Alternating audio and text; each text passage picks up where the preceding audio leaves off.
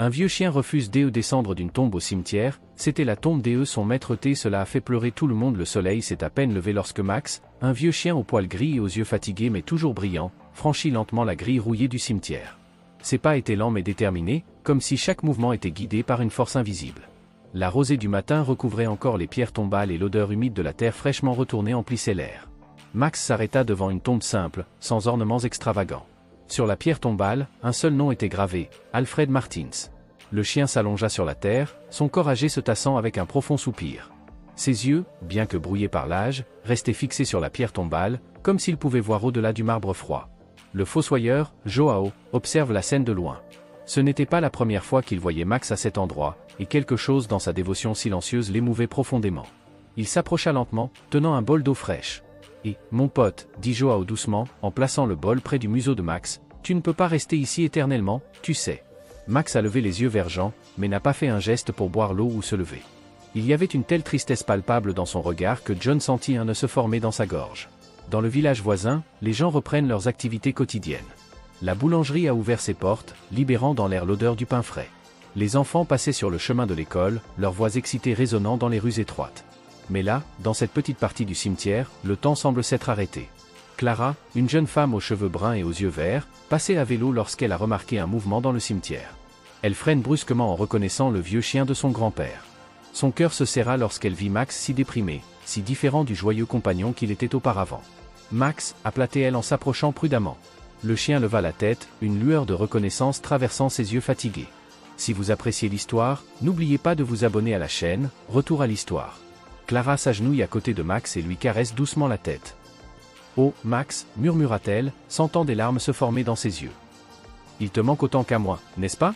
Le vent soufflait doucement, faisant bruisser les feuilles des arbres voisins. C'était comme si la nature partageait le deuil silencieux de Max et Clara. Joao observe la scène, se sentant comme un intrus dans un moment si intime. Il renifle doucement et croise le regard de Clara. « Mademoiselle, dit-il, ce chien vient ici tous les jours depuis que votre grand-père a été enterré. Nous essayons de l'emmener, mais il revient toujours. » Clara acquiesça, ses doigts toujours entrelacés dans la fourrure de Max. « Il était plus qu'un chien pour mon grand-père, » expliqua-t-elle, la voix chargée d'émotion. Ils étaient les meilleurs amis du monde. Alors que le soleil se lève dans le ciel, baignant le cimetière d'une lumière dorée, Clara reste là, assise à côté de Max. Elle savait qu'elle ne pouvait pas l'enlever comme ça. Il y avait quelque chose de plus dans cette dévotion, quelque chose qu'elle devait comprendre. « Max, » murmura-t-elle, « que gardes-tu ici? Qu'est-ce que tu sais que nous ne savons pas ?» En réponse, Max poussa un profond soupir, ses yeux ne quittant pas la pierre tombale d'Alfred. Clara sentit un frisson lui parcourir l'échine. D'une manière ou d'une autre, elle savait qu'elle était sur le point de découvrir un mystère qui allait tout changer. Les jours passent et la présence constante de Max au cimetière devient le sujet de conversation du petit village. Les gens chuchotent au coin des rues, jettent des regards curieux au-delà du portail rouillé, certains apportent même des friandises au vieux chien. Mais Max reste impassible, gardien silencieux de la tombe d'Alfred. Clara n'arrive pas à oublier cette scène. Le soir, dans son petit appartement situé au-dessus de la librairie héritée de son grand-père, elle feuillette les albums de famille, à la recherche d'indices, de souvenirs, de tout ce qui pourrait expliquer le comportement de Max. Une photo en particulier attire son attention. Elle montre un Alfred plus jeune, souriant, à côté de Max, encore un chiot. Il se tenait devant une maison en bois usé par les intempéries, avec un panneau presque effacé, « Hope Shelter, refuge de l'espoir ». Clara fronce les sourcils, essayant de se rappeler si son grand-père a déjà parlé de cet endroit. Le lendemain matin, déterminée à percer le mystère, Clara décida de se rendre à nouveau au cimetière. La rosée couvrait encore l'herbe lorsqu'elle arriva et trouva Max à son poste habituel. Cette fois, elle apporta une couverture et s'assit à côté du chien. « Alors, mon vieux » murmura-t-elle en caressant les oreilles de Max, « qu'est-ce que tu essaies de nous dire ?» C'est alors qu'elle a remarqué quelque chose d'étrange. Max reniflait de temps en temps un endroit précis près de la pierre tombale, en émettant un léger grognement. Ce n'était pas un son menaçant, mais il semblait protecteur. Clara s'approcha de l'endroit, examinant soigneusement le sol. À première vue, rien ne semblait sortir de l'ordinaire. Mais en passant ses doigts dans la terre, elle sentit une irrégularité, comme si quelque chose était enterré là. Elle appelle le fossoyeur, qui se trouve à proximité, Joao. « Pourriez-vous m'aider » L'homme s'approche, perplexe. Clara lui explique ses soupçons et, ensemble, ils commencent à creuser soigneusement le site. Max regardait attentivement, ses fesses tapant légèrement contre le sol pour la première fois depuis des semaines. Après quelques minutes de creusement, la bêche de John toucha quelque chose de solide. Avec précaution, ils sortirent une petite boîte en bois, patinée par le temps et l'humidité. Clara sentit son cœur s'emballer lorsqu'elle ouvrit la boîte. À l'intérieur, elle trouve un vieil album photo, des lettres jaunies et une montre à gousset qu'elle reconnaît immédiatement, c'est la montre que son grand-père portait toujours sur lui. Incroyable, murmure John, en regardant Max avec un nouveau respect. Il savait qu'elle était là depuis le début. Clara feuillette l'album, les mains tremblantes. Il y avait des photos qu'elle n'avait jamais vues auparavant, montrant Alfred à différentes étapes de sa vie. Sur beaucoup d'entre elles, Max apparaît à ses côtés, de l'enfance à la vieillesse. Une photo en particulier attira son attention. C'était la même image que celle qu'elle avait vue la veille, devant le « refuge de l'espoir ». En retournant la photo, Clara trouve une note écrite de la main de son grand-père, « Là où j'ai trouvé mon meilleur ami. N'oublie jamais de donner en retour ». Clara a découvert que les lettres étaient un mélange de correspondances personnelles et de documents. L'un d'entre eux, daté de quelques semaines avant la mort d'Alfred, était un projet de testament. Alfred y exprimait son souhait de faire don d'une somme importante au refuge Hope. Il n'a jamais pris le temps de l'officialiser, murmure Clara, qui ressent un mélange d'émotions, tristesse, admiration et une soudaine compréhension. Max, comme s'il sentait que sa mission était accomplie, s'approcha de Clara et posa sa tête sur ses genoux. Ses yeux, autrefois si tristes, brillent maintenant d'une étincelle de soulagement. Clara serra le vieux chien dans ses bras, les larmes coulant sur ses joues. « Tu as gardé son secret pendant tout ce temps, n'est-ce pas » murmura-t-elle. « Ne t'inquiète pas, nous réaliserons le souhait de grand-père. » Alors que le soleil se lève dans le ciel, baignant le cimetière d'une lumière dorée, Clara a l'impression qu'on lui a enlevé un poids des épaules. C'est là, à cet instant, qu'elle réalisa qu'elle avait découvert non seulement un secret, mais aussi une mission. « Rentrons à la maison, Max, dit-elle doucement. Nous avons beaucoup de travail à faire. » C'est ainsi que, la boîte à souvenirs dans les bras et Max à ses côtés, Clara quitta le cimetière, déterminée à honorer l'héritage de son grand-père et la loyauté inébranlable d'un vieux chien. Les jours suivants ont été un tourbillon d'émotions et de découvertes pour Clara. Assise à la table de la cuisine, Max fidèlement couché à ses pieds, elle s'est plongée dans le contenu de la boîte, dévoilant des pans de la vie de son grand-père qu'elle n'avait jamais imaginé. Les lettres révèlent un Alfred différent de celui qu'elle a connu, un jeune homme plein de rêves et d'idéaux. Une lettre en particulier, jaunie par le temps, attire son attention. Il s'agit d'une lettre de remerciement du foyer de l'espoir, datant d'il y a 30 ans. « Cher Monsieur Martins, nous n'avons pas de mots pour exprimer notre gratitude pour votre généreux don. Grâce à vous, nous pourrons poursuivre notre travail de sauvetage et de soins des animaux abandonnés pendant une année supplémentaire. Le chiot que vous avez adopté, Max, est l'un des nombreux animaux que nous avons sauvés de la rue. Nous vous souhaitons une longue et heureuse vie ensemble. Je vous prie d'agréer, Madame, Monsieur, l'expression de mes salutations distinguées, Maria Silva, directrice du refuge Esperanza. » Clara sent une boule dans sa gorge. « C'est ainsi que vous vous êtes rencontrés, » murmure-t-elle en regardant Max, qui a levé la tête en entendant son nom. Déterminée à réaliser le dernier souhait de son grand-père, Clara a décidé de visiter le refuge Hope. Le lendemain matin, Max et elle se mettent en route en direction de l'adresse indiquée dans les vieilles lettres. La route les conduit hors de la ville, le long d'un chemin de terre entouré de champs verdoyants. Au détour d'un virage, ils aperçoivent un modeste bâtiment en bois avec une pancarte défraîchie, Hope Shelter. Le cœur de Clara se serre en voyant l'état précaire de l'endroit. En s'approchant, ils sont accueillis par une dame aux cheveux grisonnants et au sourire bienveillant. « Je peux vous aider ?» demande-t-elle. « Bonjour, je m'appelle Clara Martins.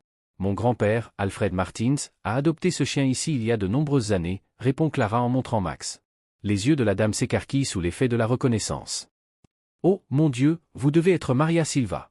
Vous devez être Maria Silva, s'exclame Clara. Maria acquiesce, ravie. Alfred ?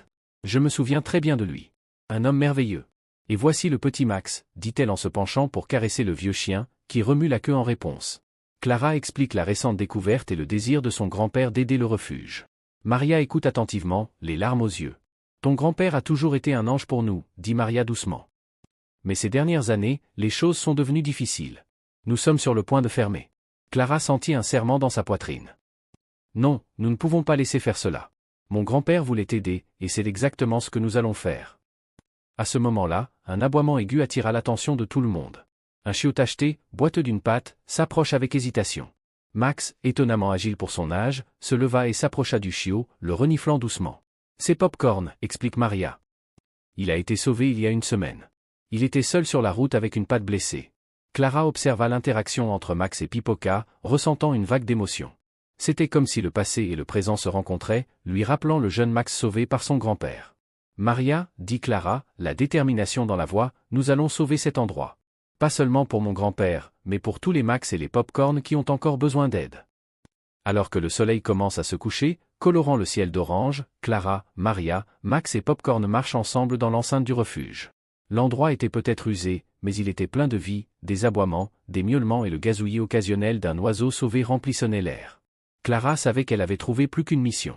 Elle avait trouvé un moyen de perpétuer l'héritage d'amour et de compassion de son grand-père. Et Max, le fidèle compagnon qui les avait guidés jusqu'ici, semblait plus en paix que jamais. Ce soir-là, en rentrant chez elle avec Max endormi sur le siège passager, Clara réfléchit à la façon dont un simple acte de loyauté, un vieux chien refusant de quitter une tombe, a pu déclencher une vague de changements aussi importante. « Merci, grand-père » murmure-t-elle au ciel étoilé. « Je te promets que je prendrai bien soin de ton héritage. » Les semaines suivantes ont été un tourbillon d'activités pour Clara. Déterminée à honorer le souhait de son grand-père et à sauver le refuge Hope, elle s'est lancée à corps perdu dans un ambitieux projet de revitalisation. La première étape consiste à organiser une réunion avec la communauté locale. Clara a transformé l'ancienne librairie de son grand-père en lieu de rencontre, en remplissant les étagères de livres sur les soins aux animaux et en apposant des affiches colorées sur les vitrines. Le jour de l'événement, elle a été surprise de voir que l'endroit était rempli de visages curieux et enthousiastes. « Bonsoir à tous » commence Clara, la voix légèrement tremblante. Max est à ses côtés, comme toujours, et sa présence silencieuse lui donne du courage. Nous sommes ici pour parler du refuge Hope et de la manière dont nous pouvons vous aider. Tandis que Clara racontait l'histoire de Max et du souhait inassouvi de son grand-père, elle a vu les yeux des gens s'emplir d'émotion. Nombreux sont ceux qui ont vécu leur propre histoire avec des animaux sauvés, et l'idée de perdre le seul refuge de la région les a profondément touchés. Nous ne pouvons pas le faire seuls, a conclu Clara. Nous avons besoin de votre aide à tous. À leur grande surprise et à leur grande joie, les gens ont immédiatement commencé à offrir leur aide. Monsieur Oliveira, le propriétaire du magasin de matériaux de construction, a promis de faire don de fournitures pour rénover le refuge. Madame Pereira, vétérinaire à la retraite, a proposé d'examiner gratuitement les animaux. Même les enfants de l'école locale ont voulu aider en organisant une collecte de nourriture. Clara ressent une vague de gratitude et d'espoir. Elle a regardé Max, qui semblait lui sourire, et a murmuré « On y arrive, mon pote ». Les jours suivants ont été marqués par un travail acharné et une grande coopération. Le refuge, autrefois usé et triste, a commencé à reprendre vie. Les murs ont été peints, les clôtures réparées et une nouvelle aire de jeu a été construite pour les animaux. Clara passe la plupart de son temps au refuge, à coordonner les bénévoles et à s'occuper des animaux. Max l'accompagne fidèlement, semblant rajeunir de jour en jour. Il avait développé une amitié particulière avec Popcorn, le chiot boiteux, et on le voyait souvent s'allonger à côté de lui, comme pour le protéger. Un après-midi, alors que Clara rangeait les archives du refuge, elle est tombée sur une vieille photo.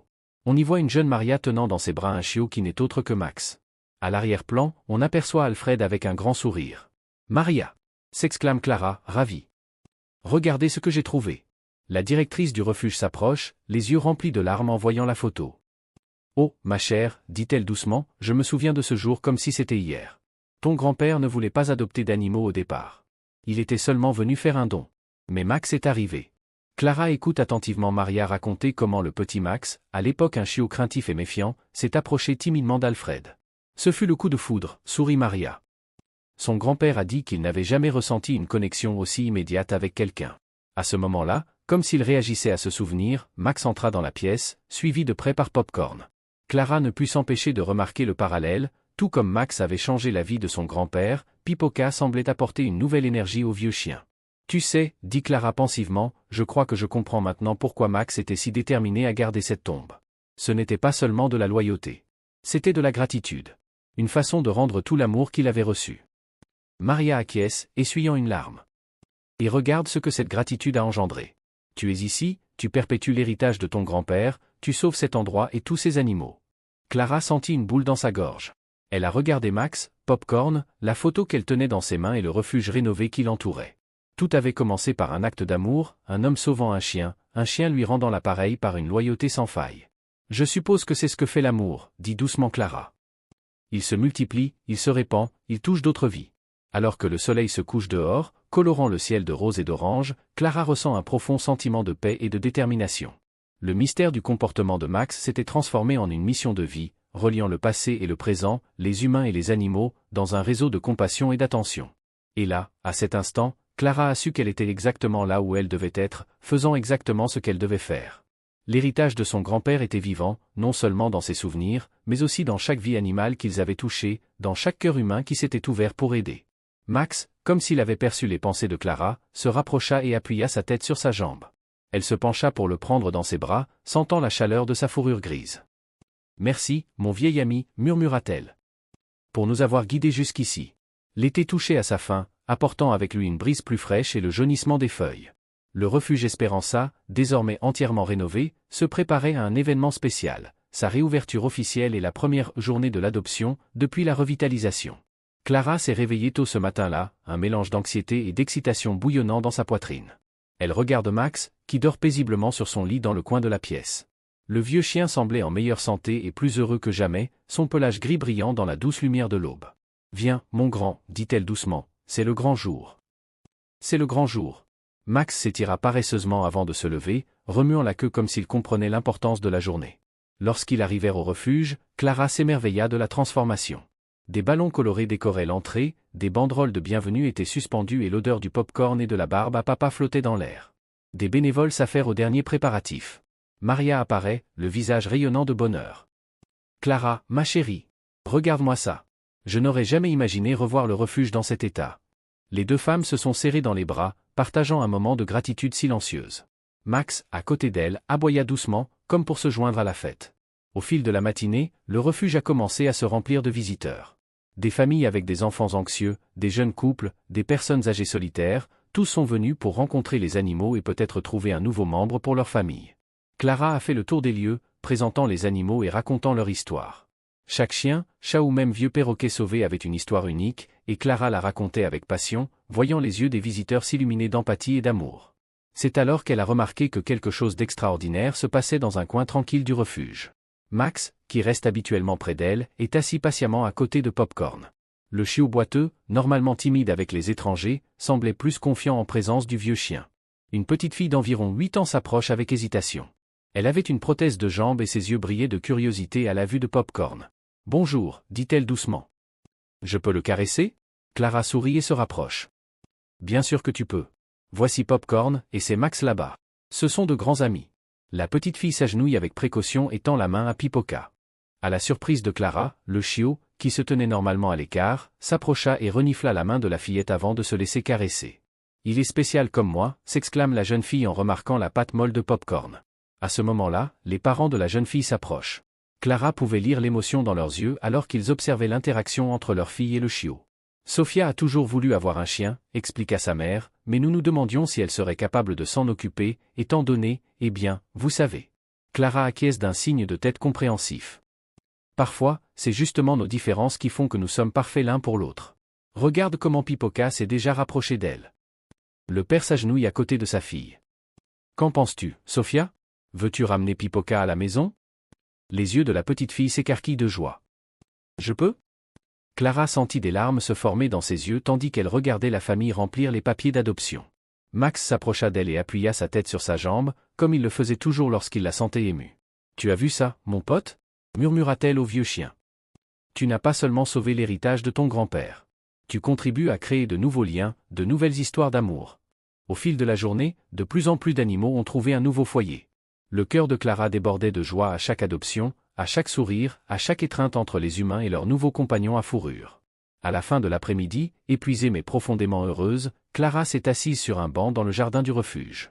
Max s'est allongé à ses pieds et, ensemble, ils ont regardé le coucher de soleil colorer le ciel de rose et d'orange. « Tu sais, Max, dit doucement Clara, je crois que j'ai enfin compris pourquoi grand-père aimait tant cet endroit. Il ne s'agit pas seulement de sauver des animaux. Il s'agit de créer des liens, de trouver une famille là où l'on s'y attend le moins. » Max releva la tête, ses yeux sages fixés sur elle. Clara avait l'impression qu'il comprenait chaque mot. À ce moment-là, assise avec son fidèle compagnon, entourée de joyeux aboiements et de rires d'enfants, Clara a ressenti un profond sentiment de plénitude. Le mystère qui avait commencé avec un vieux chien refusant de quitter une tombe s'était transformé en un voyage d'amour, de compassion et de renouveau. Alors que les premières étoiles commencent à pointer dans le ciel, Clara fait une promesse silencieuse à son grand-père, à Max et à elle-même, ce n'est qu'un début. L'héritage d'amour qu'ils avaient construit continuerait à grandir, touchant d'autres vies, humaines et animales, pour de nombreuses années à venir. Les mois passent et l'automne cède la place à un hiver rigoureux. Le refuge Hope, devenu un symbole d'espoir pour la communauté, doit faire face à de nouveaux défis. Avec la chute des températures et les rues couvertes de neige, le nombre d'animaux abandonnés augmente considérablement. Clara, déterminée à ne laisser aucun animal souffrir dans le froid, a transformé le vieil atelier de son grand-père en refuge d'urgence temporaire. Chaque nuit, elle parcourt les rues de la ville avec un groupe de bénévoles dévoués pour sauver les animaux en danger. Par une nuit particulièrement froide, Clara et Max sont partis pour une nouvelle mission de sauvetage. Le vent mordant leur faisait pleurer les yeux et la neige tombait sans cesse. Max, malgré son âge avancé, marche avec détermination aux côtés de Clara, le museau près du sol, toujours en alerte. Soudain, Max s'arrête, les oreilles dressées. Clara connaît bien ce comportement, il a détecté quelque chose. En suivant le vieux chien, elle se retrouva dans une ruelle sombre, où l'on entendait un faible miaulement. Derrière une pile de cartons se cachait une chatte maigre et tremblante, entourée de 4 chatons nouveau-nés. Le cœur de Clara se serre à cette vue. « Oh, les pauvres » murmura-t-elle en s'approchant avec précaution. Le chat, surpris, siffle sur la défensive. Max, étonnamment, prend l'initiative. Il s'approcha lentement, se couchant à bonne distance, comme pour signifier au chat qu'il ne représentait aucune menace. Clara observa avec étonnement Max et le chat qui semblaient avoir une conversation silencieuse. Peu à peu, le chat se détendit, permettant à Clara de s'approcher. « C'est bon » chuchote Clara en lui tendant doucement la main. « Nous allons t'emmener dans un endroit chaud et sûr. » Avec précaution, Clara rassembla les chatons dans sa veste, tandis que Max marchait à côté du chat, comme s'il l'escortait. Le groupe est retourné au refuge temporaire, où il a été accueilli par des bénévoles enthousiastes. « Encore un sauvetage réussi » s'exclame Maria, en aidant Clara à installer la famille féline dans un endroit chauffé. Alors qu'elle s'occupait des nouveaux arrivants, Clara ne put s'empêcher de remarquer à quel point Max restait vigilant, comme s'il supervisait toute l'opération. Elle sourit en pensant que son fidèle compagnon était devenu une sorte de mentor pour les autres animaux du refuge. Dans les jours qui suivirent, l'histoire du sauvetage de la famille de chats se répandit dans toute la ville. Les gens sont touchés non seulement par la compassion de Clara, mais aussi par le rôle crucial joué par Max. Le conseiller municipal, impressionné par le travail du refuge, a proposé une loi municipale pour protéger les animaux des rues pendant l'hiver. Clara a été invitée à prendre la parole à la mairie, avec Max à ses côtés. Devant un public attentif, Clara a raconté non seulement l'histoire du récent sauvetage, mais aussi le voyage qui l'a amené là, à commencer par la dévotion de Max pour la tombe de son grand-père. Ce qui avait commencé comme un mystère s'est transformé en mission, a-t-elle déclaré, la voix empreinte d'émotion. Max nous a appris que la loyauté et l'amour peuvent déplacer des montagnes. Il nous a montré que chaque vie, aussi petite ou fragile soit-elle, mérite une chance. Les paroles de Clara ont profondément touché les personnes présentes. La loi a été adoptée à l'unanimité, garantissant davantage de ressources et de protection pour les animaux de la ville. Ce soir-là, de retour au refuge, Clara s'est assise par terre à côté de Max, observant la chatte et ses chatons, désormais en bonne santé et enjoués. « Tu sais, Max, dit-elle doucement, parfois je me demande qui sauve vraiment qui ici. Peut-être qu'en nous occupant de ces animaux, nous sauvons en fait une partie de nous-mêmes. » Max reposa sa tête sur les genoux de Clara, ses yeux sages semblant être d'accord. Elle lui caressa les oreilles, ressentant une vague de gratitude pour tout ce qu'ils avaient vécu ensemble. Dehors, la neige continuait de tomber doucement, recouvrant la ville d'un manteau blanc. Mais à l'intérieur du refuge, la chaleur de l'amour et de la compassion gardait tout le monde au chaud et en sécurité. Clara savait que les défis allaient continuer, qu'il y aurait d'autres nuits froides et d'autres sauvetages difficiles. Mais avec Max à ses côtés et une communauté soudée autour d'eux, elle se sentait prête à affronter tous les obstacles. L'héritage de son grand-père, gardé si fidèlement par Max, s'était transformé en quelque chose de plus grand qu'elle n'aurait jamais pu imaginer. C'était la preuve vivante que l'amour, lorsqu'il est nourri et partagé, a le pouvoir de transformer non seulement des vies individuelles, mais aussi des communautés entières. Le printemps est arrivé, apportant avec lui une explosion de couleurs et une nouvelle vie au refuge de l'espoir. Les champs autour de la propriété étaient couverts de fleurs sauvages et l'air était rempli du bourdonnement des abeilles et du chant des oiseaux. C'était comme si la nature célébrait avec eux la renaissance du lieu. Clara s'est réveillée tôt ce samedi matin, enthousiasmée par les projets de la journée. Le refuge devait organiser son premier « festival de printemps », un événement destiné à célébrer le succès des derniers mois et à collecter des fonds pour développer ses activités. En se préparant, Clara a remarqué que Max semblait un peu plus lent que d'habitude. Le vieux chien, qui a maintenant presque 15 ans, la suit toujours fidèlement, mais ses pas sont plus prudents et il a besoin de plus de repos entre les activités. « Tout va bien, mon pote ?» demande Clara en s'agenouillant pour examiner Max de plus près. Il lui lèche la main d'un air rassurant, mais Clara ne peut s'empêcher de ressentir un pincement au cœur. En arrivant au refuge, Clara s'émerveille de la transformation. Des tentes colorées parsèment le terrain, des banderoles dansent au vent et l'odeur des plats cuisinés emplit l'air. Des bénévoles s'affairent pour mettre la dernière main aux décorations. Maria s'approche, le visage rayonnant de bonheur. « Clara, ma chérie, regarde-moi ça. Qui aurait cru que nous irions si loin en si peu de temps ?» Les deux femmes s'étreignent, partageant un moment de gratitude silencieuse. Max, à côté d'elle, remue lentement la queue, comme s'il appréciait lui aussi la scène. Le festival a été un véritable succès. Les familles ont rempli la salle, participant à des jeux, achetant de l'artisanat local, et surtout, interagissant avec les animaux disponibles à l'adoption. Clara a regardé, le cœur plein, les enfants rire, jouer avec les chatons et les adultes tomber amoureux des chats plus âgés et des chiens ayant des besoins particuliers. Au milieu de l'après-midi, Clara a remarqué quelque chose qui l'a fait s'arrêter. Max, qui restait habituellement à ses côtés pendant les événements, s'était éloigné. Elle l'a trouvé allongé sous un grand arbre, observant les événements d'un œil fatigué mais heureux. Clara s'assit à côté de lui et lui caressa les oreilles. « Fatigué, mon vieux ?» demanda-t-elle doucement. Max appuya sa tête sur sa jambe et poussa un profond soupir. À ce moment-là, Clara sentit une vague d'émotion l'envahir. Elle se rendit compte que Max vieillissait et que le temps qu'ils passaient ensemble n'était pas infini. L'idée de le perdre un jour lui serra le cœur. « Tu sais, dit-elle, la voix brisée, rien de tout cela ne serait arrivé sans toi, Max. Tu n'as pas seulement préservé l'héritage de grand-père, tu nous as guidés jusqu'ici.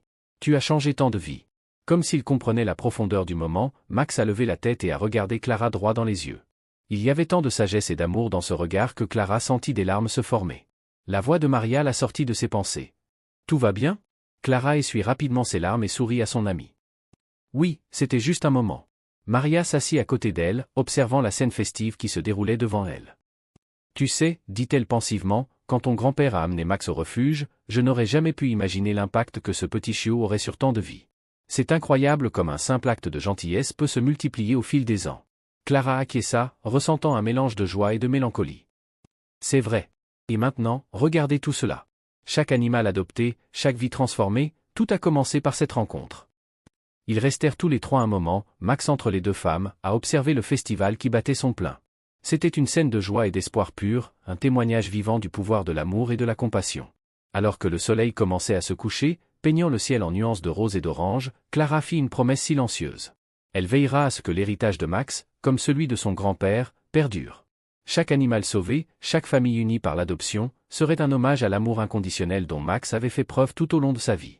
Le festival s'est poursuivi jusque tard dans la nuit, avec des concerts et des lanternes illuminant l'espace.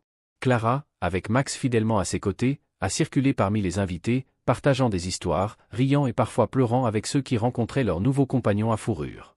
C'était plus qu'une collecte de fonds. C'était une célébration de la vie, de l'amour et du lien entre les humains et les animaux. Et au centre de tout cela se trouvait Max, le vieux chien dont la loyauté avait déclenché une vague de gentillesse qui n'a cessé de se propager. Alors que les étoiles commençaient à parsemer le ciel nocturne, Clara a pris Max dans ses bras et lui a murmuré à l'oreille « Merci, mon ami. Pour tout. » L'été est arrivé avec une vague de chaleur intense, apportant de nouveaux défis et de nouvelles opportunités au refuge de l'espoir. Clara était plus occupée que jamais, coordonnant les programmes d'été pour les enfants, organisant des événements d'adoption en plein air et s'assurant que tous les animaux dont elle s'occupait étaient au frais et à l'aise. Un matin particulièrement chaud, Clara s'est réveillée avec un sentiment étrange. Elle se tourne vers le lit de Max, s'attendant à le voir encore endormi, mais le vieux chien n'est pas là. Inquiète, elle le chercha dans la maison et finit par le trouver assis dans le jardin, fixant l'horizon. Max, appela Clara doucement. Il tourna lentement la tête, les yeux remplis d'une sagesse sereine qui serra le cœur de Clara. Elle s'assit à côté de lui et passa ses doigts dans ses cheveux gris. « Qu'est-ce qu'il y a, mon ami? Tu te sens bien ?» demanda-t-elle en remarquant que Max avait l'air plus fatigué que d'habitude. Il appuya sa tête sur sa jambe et poussa un profond soupir. À ce moment-là, Clara comprit. Max lui disait quelque chose d'important. Elle sentit des larmes se former dans ses yeux, mais les repoussa, décidée à être forte pour son fidèle ami. « C'est bon, Max, murmura-t-elle. Je comprends. Profitons de cette journée ensemble, d'accord ?» Clara appela Maria pour lui demander de s'occuper du refuge ce jour-là. C'est ainsi qu'elle et Max sont partis pour une sortie spéciale. Elles visitèrent tous les endroits préférés de Max, le parc où ils avaient l'habitude de jouer, le glacier qui lui donnait toujours un petit extra, et enfin, le cimetière où tout avait commencé. Lorsqu'ils atteignirent la tombe d'Alfred, Max s'allongea tranquillement à côté de la pierre tombale, comme il l'avait fait tant de fois auparavant. Clara s'assit à côté de lui et ressentit un mélange d'émotions, tristesse, gratitude, amour. « Tu sais, Max, commença-t-elle, la voix brisée, quand je t'ai rencontré ici ce jour-là, je n'aurais jamais pu imaginer le chemin que nous allions parcourir ensemble. Tu n'as pas seulement conservé l'héritage de ton grand-père, tu as créé le tien. Tant de vies ont été touchées, tant de cœurs ont été ouverts. » Max lève la tête, ses yeux rencontrent ceux de Clara. Il y a tant de compréhension, tant d'amour dans ce regard. Il y avait tant de compréhension, tant d'amour dans ce regard, que Clara sentit enfin les larmes couler. Tu m'as appris ce que signifie aimer inconditionnellement, être loyal jusqu'au bout. Tu m'as montré que parfois, les plus grands héros ont 4 pattes et un cœur plein d'amour. Alors que le soleil commençait à se coucher, colorant le ciel de nuances d'or et de rose, Clara et Max se tenaient là, partageant un silence confortable. C'est comme si le temps s'était arrêté, leur permettant de savourer ces moments précieux. Le lendemain matin, Clara se réveille et comprend tout de suite. Max était parti pendant la nuit, paisiblement dans son sommeil. Elle a le cœur serré, mais aussi un sentiment de paix. Max avait rempli sa mission, il avait vécu une vie pleine d'amour et de raison d'être. Dans les jours qui ont suivi, la nouvelle du départ de Max s'est rapidement répandue. Le refuge a été inondé de messages de condoléances et d'histoires sur la façon dont Max avait touché tant de vies. Clara a décidé d'organiser une cérémonie spéciale en sa mémoire. Le jour de la cérémonie, le refuge Hope était plein. Les familles qui avaient adopté des animaux, les bénévoles, les membres de la communauté, tout le monde est venu lui rendre hommage. Clara était ravie de voir combien de vies Max avait influencé. Pendant un moment de silence, Clara a partagé ses dernières pensées. Max nous a appris que l'amour est la force la plus puissante qui soit. Il nous a montré que la loyauté peut déplacer des montagnes et que chaque vie, aussi petite ou fragile soit-elle, mérite une chance. Son héritage se perpétuera dans chaque animal que nous sauvons, dans chaque famille que nous unissons, dans chaque acte de gentillesse que nous inspirons. À la fin de la cérémonie, Clara a annoncé la création du Fonds Max, un programme spécial destiné à aider les animaux âgés ou ayant des besoins particuliers. C'est une façon de s'assurer que l'esprit de Max perdure en aidant ceux qui en ont le plus besoin. Alors que les gens se dispersent, Clara reste en arrière, regardant le coucher de soleil. Elle pouvait presque sentir Max à ses côtés, sa présence toujours aussi réconfortante.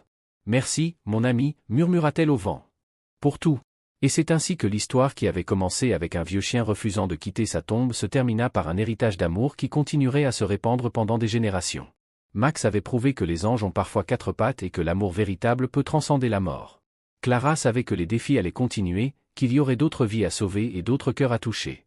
Mais avec les leçons de Max guidant son chemin, elle se sentait prête à tout affronter. Le refuge Hope, né de la dévotion d'un chien et du rêve d'un homme, continuerait à être une lueur d'espoir pour tous ceux qui croiseraient son chemin. Et quelque part, au-delà de l'arc-en-ciel, Max et Alfred étaient à nouveau réunis, observant fièrement le magnifique travail qu'ils avaient inspiré.